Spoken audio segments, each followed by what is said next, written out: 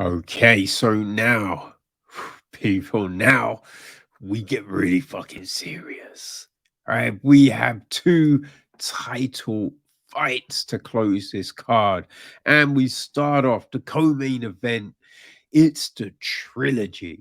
Deiveson Figueiredo against Brandon Moreno for the flyweight strap. So, yeah, I mean, this fight, right? It was meant to be Andre Pederneiras, but he was injured. So, yeah, Figueiredo, he was, the logical next person. He's 22-1, and he's coming off, yeah, that crazy fight. That crazy fight in June at UFC 263, Adesanya v Vittori 2, where it was a third round finish, but Moreno just dominated that fight, right? They originally fought at UFC 256 in December, the last pay-per-view of 2020. Um, and for both of them, it was that crazy turnaround because they both fought at UFC 255, right? Just a few days previous, a few days. I mean, it was, I don't know, what, 2 weeks previous, I believe. And in that one, he beat Alex Perez, right, to his first title defense. He had those two fights with Joseph Benavidez. Um, first one he missed weight, so they did it again, and he won that one. Um, but yeah, he's fought some great fights. He's won some great fights. Davison Figueiredo is a problem. He is a legitimate problem, but hey, Brandon Moreno, right? That was just crazy. Now, I think the interesting thing in this one, so he went to Fight Ready, right? He's training with Henry Cejudo. Henry Cejudo, yeah, and his team, right? So he's doing all of that. What I think is interesting, because all the press, right? All of a sudden, everything was cordial. And then Figueiredo started to be like, oh, I'm going to win this for Henry. I'm going to serve Moreno's head on a plate to him. Oh, gosh. Excuse me, people. And it was all this talk of, oh, Moreno's a traitor. I'm going to do this. I'm going to do that. And kind of came from nowhere. You know what I mean? It's like Cejudo, he's talking about coming back, but he's currently retired. Currently retired. So if if Cejudo wants to come back, fine, right? You want to come back for you challenge Moreno, like the whole thing that I'm doing this for. So it seems weird, right? And it seems like it could be a distraction. Seems like it could be a distraction. Figueiredo definitely looked off in the last fight. He threw everything he could at Moreno in the first. I don't think you want to come into this fight with those sort of distractions, right? That's sort of crazy. I think he's probably using it to fire himself up, but I don't know. It could be a problem. It could be a problem, right? And Brandon Moreno, I mean, the assassin baby. What can we say about this motherfucker, right? He is 19-5-2 on a 5-fight win streak. And man, right, those two crazy fights with Figueiredo. He beat Brandon Royval at UFC 255, right? Really. And with that fight, right, because I thought he should have got the shot over um Alex Perez. You know, and I thought with that rival fight, that was Moreno going, see, should have given me the fucking shot. The way he finished rival, right? He just put it on him. And since coming back to the UFC, he had looked so good. So good, man. It was crazy. It's crazy. You know, he left the UFC. Um yeah, and then just I mean, it was just the whole weight cut situation and all of that kind of thing. But he went away, right? He got the big win in LFA 69, and came back, came back, right? It was a draw against Askarov, which I feel he won that fight. That was a bit crazy. He beat Huzier Formiga, who actually beat Figueiredo as well. You know, he put together this impressive streak, got the title shot, and looked great. And with Moreno, we haven't seen any crazy. He's just playing with his Legos and training, you know? And I think that's the mentality you need to have. So, man, I just feel Moreno has just grown so much from those two fights. And I've got to go with Moreno, people. You know what I mean? I'm going with Brandon Moreno and still. You know what I mean? And so that fight, right? A lot of intrigue there. There's a lot of controversy, a lot of drama. But woo, it's nothing on our next title fight, right? The heavyweights are going at it. Francis Ngannou is putting his heavyweight strap on the line against Ciryl Gane, who interim champ, right? Which I completely forgot about. You know what I mean? I mean, the interim champ it's nothing really, right? It's just basically you're next. That's what the interim champ is, to clarify who the next contender is, right? Um Now, there's a lot about footage, you know, training footage and all of that kind of jazz. And I think, right, Ciryl Gane didn't put that footage out there. And I think every time Ciryl Gane has talked, he's never claimed him and Francis were friends. He said they trained together, they were teammates. You know, Garno is all like, oh, we're not teammates. We only trained a few times, right? It's all a little crazy. It's all a little crazy. Now, supposedly in that footage, I think Gan puts Ngannou down, right? But Gan, he was just like, listen, training's training. You know, I had some good times. He had good times. It's just what it was. It's training. It's nothing. It's not who you really are. You know, which I thought that deaded it.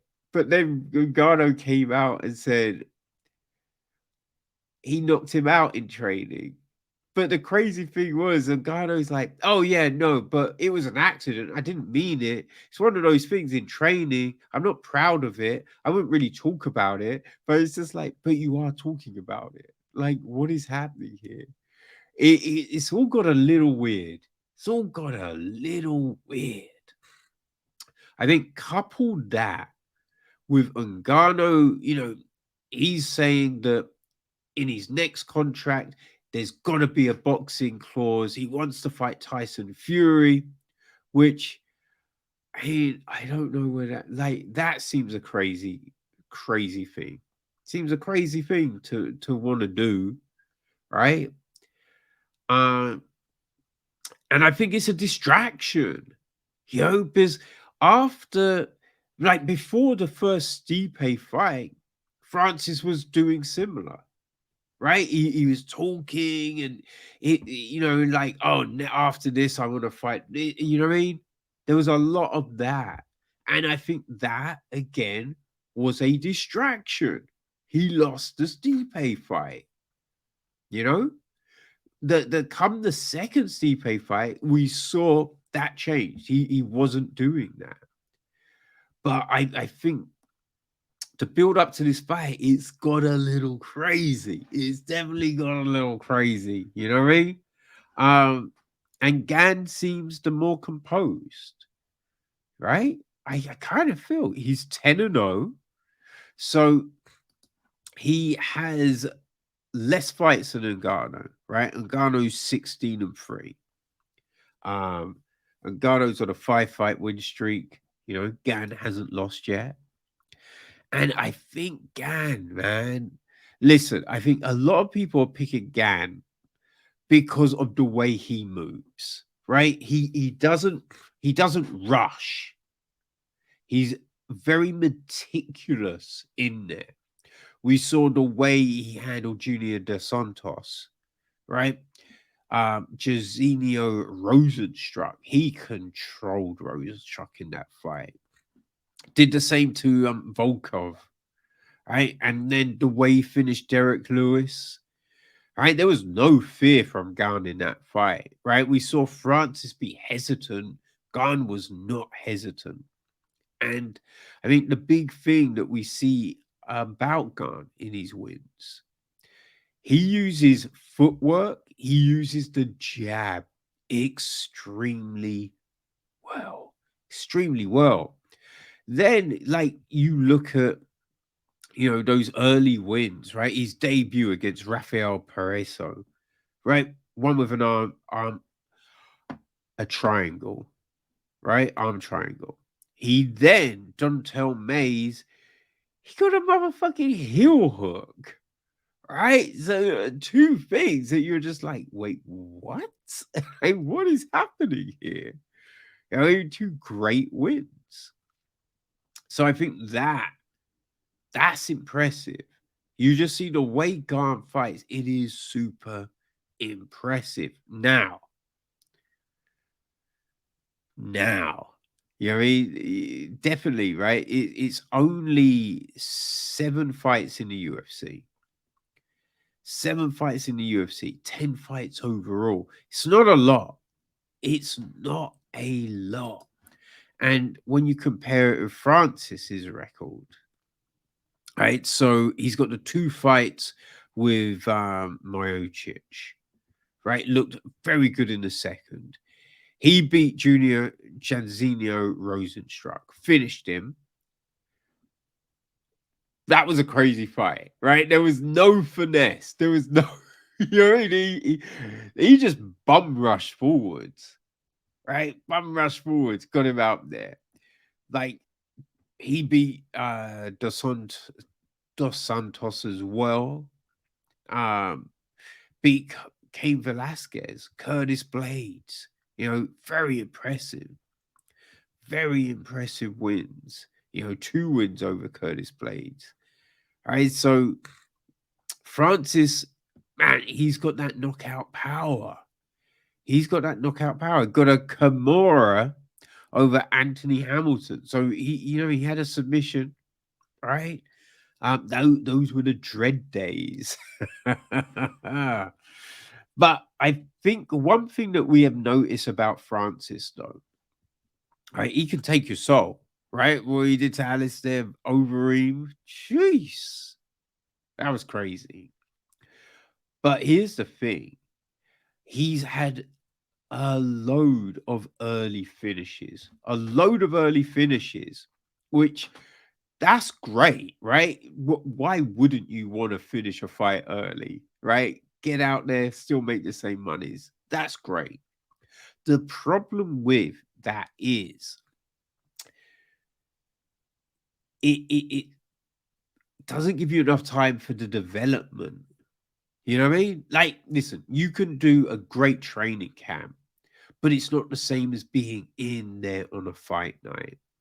So, you know what I mean? It's just like, it's a different animal, right? Going those 5 rounds, right? testing the stamina, testing all of that stuff. And yes, he went the distance with Derek Lewis, but that was a 3 rounder. Now, this first Stipe fight, yeah, that was a 5 rounder. But you saw, here's the thing, the power starts to diminish after the first round. Power starts to diminish after the first round. So if Gane fights like Gane does fight, right, uses that footwork, uses that jab, keeps Francis at bay, and we see Gane does not rush. He's not reckless. So if he fights like that, I think Gane wins the fight. Now, Francis, as I said, look, against Rosenstruck, we saw him bum rush forward and land those hands, right? If he can do that, yes, he can finish Gane for sure. But Rosenstrike doesn't have the same footwork as Gane, right? Gane is this new breed of heavyweight, right? Like Tom Aspinall, you know what I mean? Like Chris Dawkins. This new breed with the speed and all of that. Now, Stipe, no, for sure, Stipe, he's not a heavyweight, right? So you could put him in that same vein. But Stipe is the greatest heavyweight, right? But he doesn't have the same footwork as a Ciryl Gane. That's the difference, right? So I just think, yes, Ngannou can knock out Gane for sure. For sure. If Gane slips up, if Gane, takes things too easy, if he's complacent, he can get knocked out. I don't think we've seen that from Gane, right? I think everything we've seen from Gane leading into this fight shows us there's no complacency. And I think we're seeing Francis get distracted. That's what makes this so fucking intriguing. But you know what? You've got to pick one, right? So I'm gonna go Gane. I'm gonna go Gane. But as I said, it's the heavyweights, man. Anything can happen. But boy, oh boy, am I looking forward to this, people. Oh my days. Yes, I am. Yes, I am.